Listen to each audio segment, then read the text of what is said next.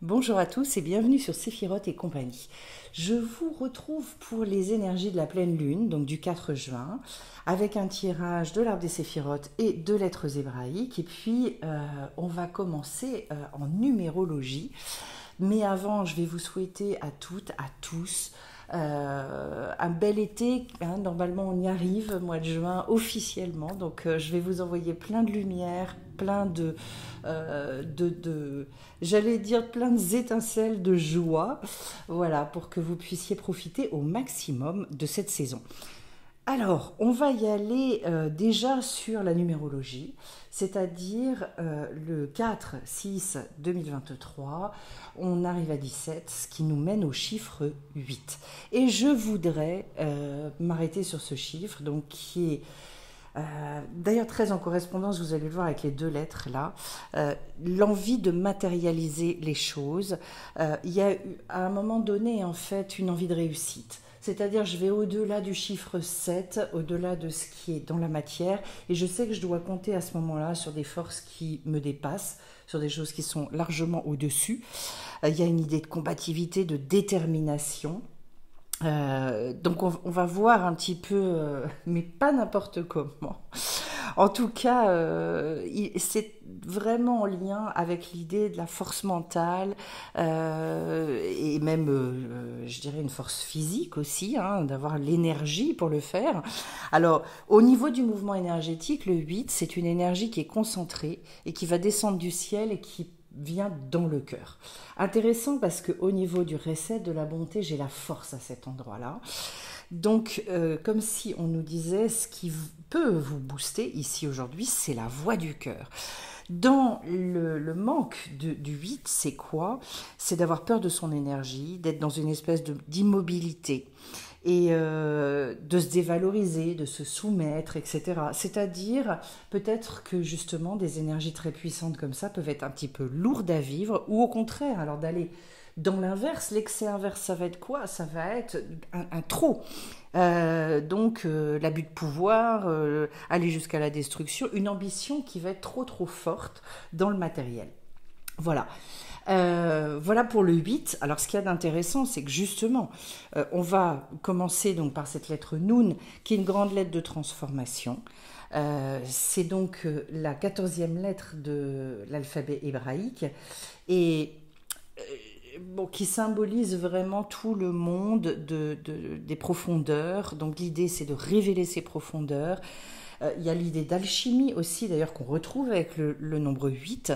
C'est une lettre pas forcément facile parce qu'elle va demander des digestions émotionnelles, d'accepter beaucoup les choses. On retrouve ici aussi cette peur du changement. Comme dans le chiffre 8, quand on est en manque en fait du 8, eh bien on retrouve exactement la même chose. C'est une lettre qui demande une transformation, qui appelle à quelque chose. Intéressant parce que 14, c'est 1 plus 5, ça fait 5, et que je me retrouve avec justement la 5e lettre de l'alphabet hébraïque en face, qui est le He, qui va symboliser notre monde, la matérialité, ce féminin qui doit accueillir, qui doit recevoir. Il est bien question de ça, d'apprendre aussi à gérer son énergie vitale. C'est pour ça qu'on va retrouver l'idée de la respiration, donc pensez beaucoup à faire des respirations. Voilà, les inspire, les expire. Chaque chose a une symbolique forte. Le He nous parle d'un trop-plein émotionnel et d'une épuration pour pouvoir d'ailleurs exprimer son pouvoir dans la matière. Voilà. Donc c'est intéressant de retrouver, comme je vous le disais dans le chiffre 8, et par quoi ça passe finalement pour réussir le challenge de s'épanouir et justement d'accéder à cette réussite très concrète. Alors, c'est un peu redondant, mais en même temps, bon, voilà, ce sont les tirages, en même temps, c'est toute leur cohérence. Eh bien, au niveau du Keter, on a la carte du diable. Voilà, qui ne doit pas, c'est pas une carte qui doit faire peur. Le diable n'est pas là pour nous enquiquiner, même si dans les faits on le ressent comme ça très clairement. Mais en même temps, c'est pas le but. Son but, c'est nous faire avancer. Le Keter, c'est ce qui est au-dessus de notre compréhension des choses. Donc c'est tout ce qui va nous dépasser. Eh bien alors, Ce diable-là, on le sait, c'est tout ce qui concerne nos pulsions intérieures. Vous pourriez avoir des remontées, des relents, je dirais, de ce qui se passe de ce qui s'est passé autrefois. Et donc, voilà, comme s'il y avait un gros nettoyage encore à faire de tout ce qui finalement n'appartient pas à notre nature. De toute façon, le but, hein, pour laisser émerger, c'est bien ça, hein, c'est d'enlever toutes les scories, c'est l'idée de l'alchimie que l'on connaît, c'est-à-dire je nettoie jusqu'à retrouver cet or pur. Eh bien, c'est un petit peu cette idée-là. Le fait qu'on ait cette carte au niveau du Keter, ça nous indique que ce sont des choses qui nous dépassent, contre lesquelles surtout ne cherchez pas à lutter. Donc si effectivement vous vous sentez plus en situation de subir, dans des états où c'est plus compliqué pour vous, pas de panique, j'allais dire, les énergies sont comme ça, ne luttez surtout pas, parce que je pense que c'est là qu'on se retrouve le plus bloqué et enfermé finalement. Alors, ensuite, au niveau du recès, la Horma, donc de la sagesse, on arrive à cette carte de la tempérance. Alors, c'est une carte que j'aime beaucoup. Heureusement, d'ailleurs, qu'on a ça pour contrebalancer tout ce qui se passe, parce que c'est quand même vif. Ce que je ressens, c'est quelque chose qui peut être à vif. Alors, on est au niveau d'une sagesse qui est révélée. Le fait d'avoir tempérance qui nous dit rechercher l'harmonie, c'est une carte de protection, de guérison. C'est-à-dire que oui, en même temps, on est un peu secoué, oui, on refait émerger des choses, mais c'est pour mieux guérir, c'est pour mieux retrouver une fluidité, c'est pour mieux refaire circuler certaines énergies qui étaient complètement bloquées. Tous les gens qui font un travail aussi sur le corps, voilà, que ce soit du sport, du yoga, qui travaillent leur respiration, se rendre compte à un moment donné qu'au fil de notre avancée, et plus vous avez eu un parcours qui a nécessité des nettoyages, et plus vous vous rendez compte, alors au début ce sont des gros trucs, et puis après petit à petit ça s'épure, ça devient de plus en plus subtil, mais là, très clairement, c'est l'harmonisation de son conscient et de son inconscient, donc le but, on nous le dit en termes de sagesse, c'est d'alléger votre passé pour retrouver beaucoup plus de tonus et sortir de cette confusion. Donc finalement que tout redevienne fluide dans les énergies, c'est vraiment une carte où il y a l'idée d'échanger les énergies du bas vers le haut, du haut vers le bas. Donc la sagesse, ça va être de s'occuper de ça, peut-être de s'occuper beaucoup de votre corps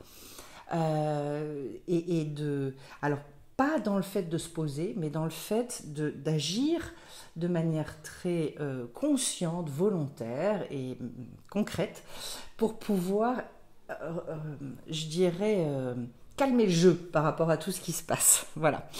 Alors ensuite, on a au niveau de la Bina. Alors la Bina, tout ça, ce sont des degrés très élevés, j'allais dire très forts. Après, on va voir les midotes, ça se calme après. Mais là, c'est vraiment, je dirais, c'est impérieux, ça s'impose. On a la justice, c'est l'intelligence, donc la Bina. La justice, c'est-à-dire justement d'apprendre à contrôler tous ses instincts. Et il y a l'idée du mouvement aussi dans la justice. Pour retrouver une stabilité, s'équilibrer. Donc, il y a l'idée quand même de faire un check vis-à-vis de soi-même, très clairement. D'ailleurs, on retrouve l'idée du 8, puisque la justice dans le tarot de Marseille, c'est pas 11, c'est 8. Donc, on est à cet endroit-là sur discernement, sur le fait de sortir du brouillard mental, donc d'utiliser beaucoup son cerveau gauche, de regarder les choses avec beaucoup de recul. Dans des moments où on est beaucoup secoué, il y a besoin de retravailler, je dirais, un cerveau qui est plus dans l'ordre, voilà, à l'image de la justice, c'est-à-dire de retrouver quelque chose qui est très carré. Encore une fois, comme je vous le dis, c'est pour calmer le jeu, pour tranquille. Alors, à mon avis, pas le moment de prendre des décisions en urgence. Attendez d'être bien dans l'équilibre, parce qu'il y a vraiment cette idée-là au niveau des balances. Attendez d'être en équilibre pour prendre vos décisions. attendez que ça se calme un petit peu et que, je dirais, la tempête se calme, passe. Alors, on a ensuite au niveau du date, on va avoir la carte du fou. Ce grand aventurier, on nous dit de toute façon, vous êtes sûr, manifestement, de nouvelles expérimentations, des choses je dirais, ça peut être aussi une autre posture à avoir finalement dans la vie. Et là, c'est le moment d'être élève de la vie, c'est pas le moment de se dire je sais, mais au contraire, ok, c'est inconnu pour moi, j'accepte cette chose-là, et de rechercher aussi beaucoup l'essentiel en ce moment, de se mettre vraiment en connexion. Et il peut y avoir d'ailleurs l'idée d'un espèce de vide créateur, puisque ici on est sur une carte qui n'a pas de nombre, donc en fait elle n'est pas spécifiée à proprement parler. Alors se situer, on ne sait plus trop justement, et en même temps l'idée est de trouver justement cette place qui est la nôtre avec cette carte, et ça passe, toute liberté acquise passe par un nettoyage, par un changement intérieur, etc. Le fait qu'il y ait cette carte-là au niveau du date, très clairement, c'est pour nous signifier qu'en ce moment, dans ce que vous expérimentez, l'intelligence, c'est vraiment de dire, en fait, je ne sais rien, je ne sais pas ce qui se passe, de ne pas forcément chercher à tout comprendre aussi, c'est pour moi un très bon conseil dans ces moments-là, et plus de laisser vivre les choses. Voilà. Mais ce n'est pas par le mental que ça va passer, ça c'est très clair. Ensuite, j'ai la carte de la force. Donc, on retrouve cette idée, comme je vous ai dit tout à l'heure, donc cette fois-ci au niveau du reset, donc de la bonté.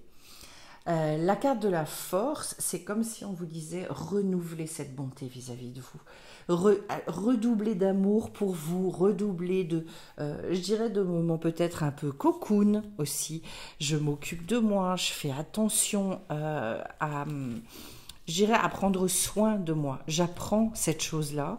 En ce moment, c'est peut-être pas trop le moment justement de chercher à aller au-delà de sa force, au-delà de ses forces. Et tel que je le ressens, apprendre à dompter ce lion, apprendre à dompter ses instincts, avec tout ce qu'on a dit avant, ça me paraît très juste. Le fait que ce soit au niveau de la bonté, ça veut dire finalement aussi peut-être apprenez à vivre en étant beaucoup plus gentil avec vous-même. Regardez toutes les zones où vous êtes dans le jugement, où c'est dur. Quand on a la justice au niveau de la Bina, je vous ai dit prenez du recul, soyez objectif, travaillez avec l'observateur. L'observateur, il est non jugeant. C'est pas du tout dans l'état d'esprit. Si vous le faites dans l'état du jugement, ça va pas du tout. C'est pas bon du tout. C'est à partir d'un point en soi. Et d'ailleurs, je voulais le dire, je l'ai oublié avec la carte du fou, c'est de repartir finalement avec un autre système de référence, c'est-à-dire en fait, j'ai pu voir les choses de la même manière. Et la carte de la force au niveau de la bonté, pour moi, très clairement, elle vous dit, faites un check et apprenez à vous regarder avec beaucoup de gentillesse, avec beaucoup d'amour, avec beaucoup de douceur. Voilà. Et actez aussi des choses qui montrent que vous savez faire ça. Alors, d'ailleurs, en face, au niveau de la rigueur, donc tout ce qui est Gvura, eh bien, j'ai la carte de l'empereur. On retrouve ce 4. Donc, le 4, bon, c'est pas un degré, c'est très carré, c'est-à-dire c'est de la rigueur dans de la rigueur, je dirais. Voilà, c'est de la stabilité, de la sécurité. Il y a un côté très posé. Donc peut-être, et pour moi, si rigueur il doit y avoir, c'est dans le fait de regarder tous les moments où on se maltraite, on s'auto-maltraite, je dirais. Voilà, tous les moments aussi, parce qu'on en a parlé tout à l'heure, où on est dans une soumission excessive, où on n'est pas capable d'exprimer sa justesse, eh bien, de revenir vers vous, de retrouver cet équilibre et de dire non, c'est ça que je ressens, c'est ça qui est juste, j'y vais comme ça, point. Et je vous dis encore une fois, Pas forcément en ayant les explications à tout. Si vous cherchez les explications à tout, en fait, ça vous empêche d'exister, ça vous empêche d'avancer. On est aussi des êtres de ressenti, des êtres d'intuition. Voilà.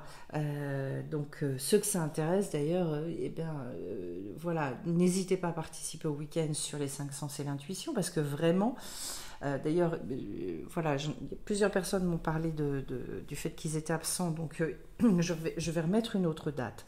Si ça vous intéresse, n'hésitez pas à envoyer un mail sur sephiroth-et-compagnie.com. Alors, je continue avec maintenant la carte de Tiferet.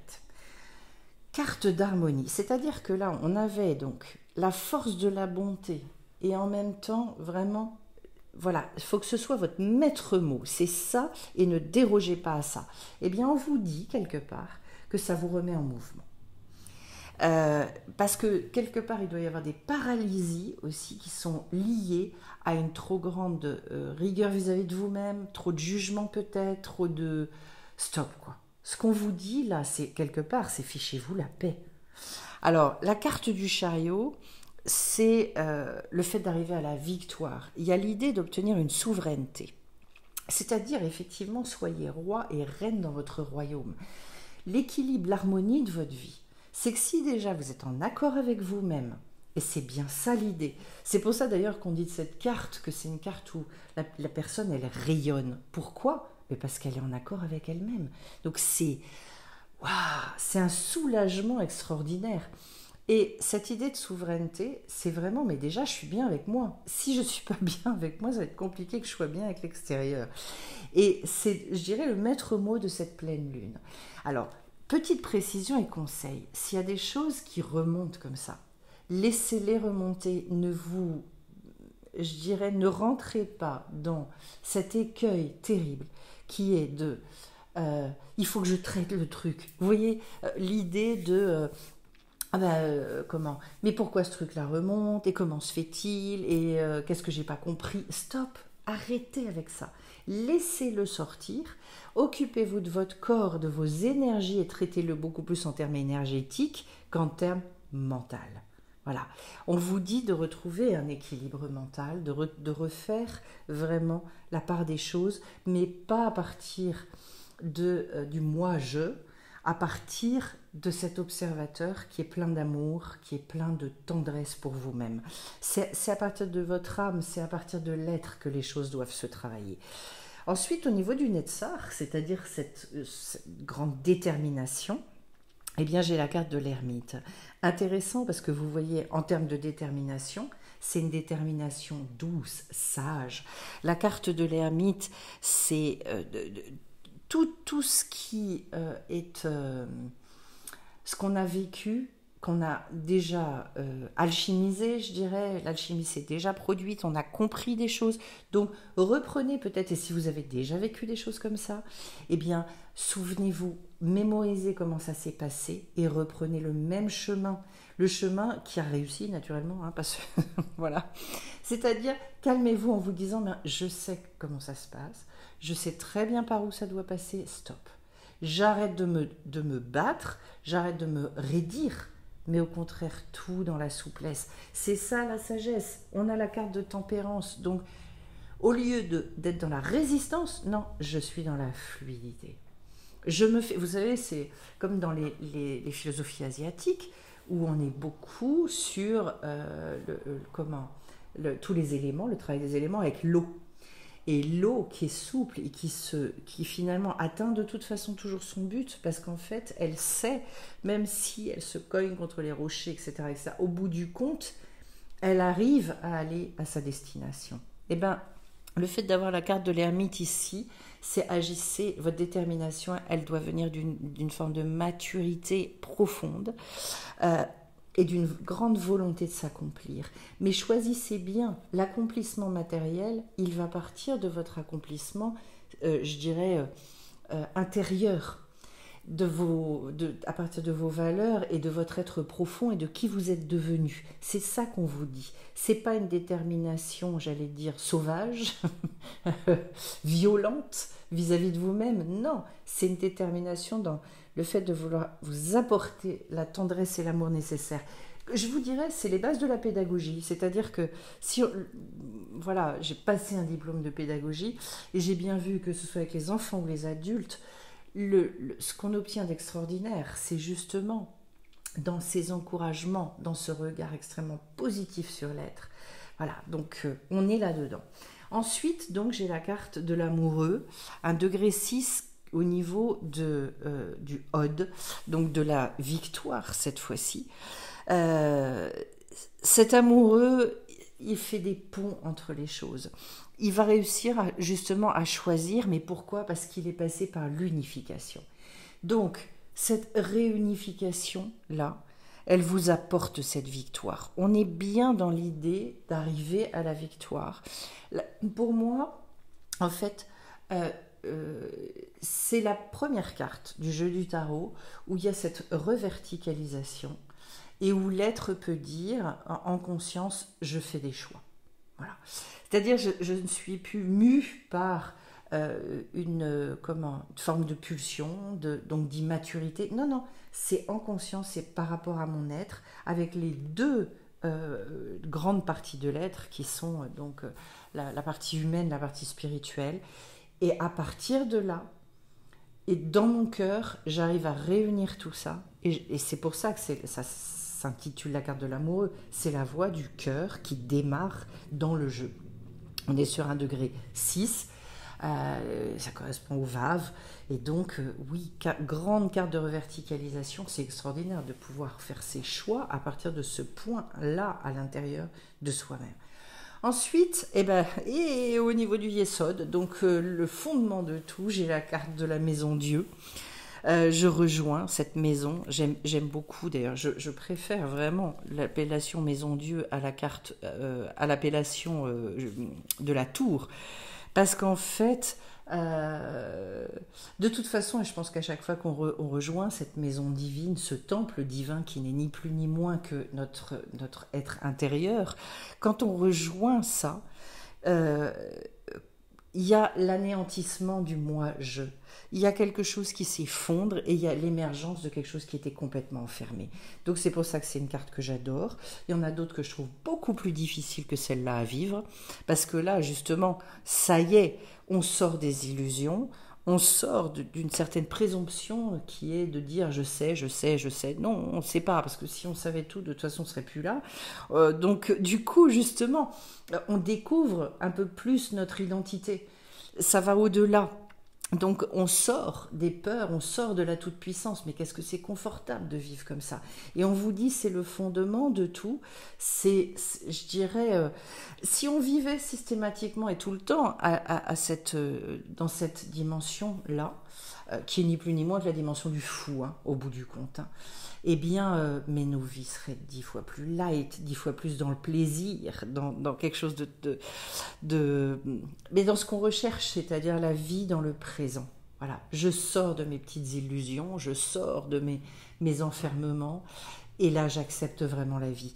Et puis, on finit donc avec la carte de l'étoile, au niveau de la Malroute, donc de cette royauté, qui est une carte formidable d'inspiration, alors on l'appelle la chance, le mazal, c'est l'idée justement d'accepter sa destinée, d'être dans un esprit très positif, d'avoir justement toutes les ouvertures dans la matière qui peuvent s'opérer, parce que je vais vous dire quand même que moi je me suis rendu compte dans ma vie qu'à chaque fois que ça bloque dans la matière, c'est parce qu'en fait je ne suis pas prête à le vivre.